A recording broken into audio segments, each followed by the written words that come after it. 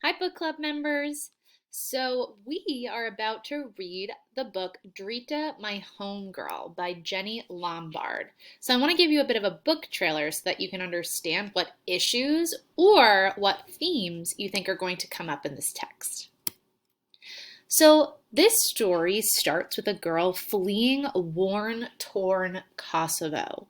Her name is 10-year-old Drita, and her family moved to America with the dream of living a typical American life. So they fled war, and you can see Kosovo is right over here near Albania and Serbia, and they're immigrating to America. But with this hope comes the struggle to adapt and fit in.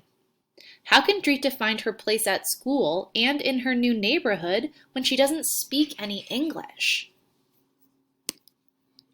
Meanwhile, Maxie and her group of fourth grade friends are popular in their class, and they make an effort to ignore Drita.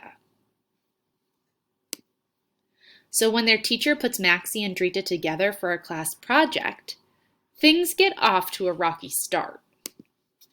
But sometimes, when you least expect it, friendship can bloom and overcome even a vast cultural divide.